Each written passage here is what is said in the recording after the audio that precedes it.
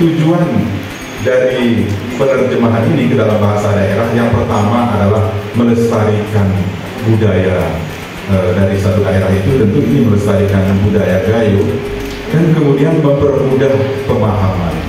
Jadi kemudian bahwa ini sudah diterjemahkan, tetapi tentu agar tujuannya bisa tercapai harus didistribusikan dengan sebanyak-banyaknya kepada masyarakat kita.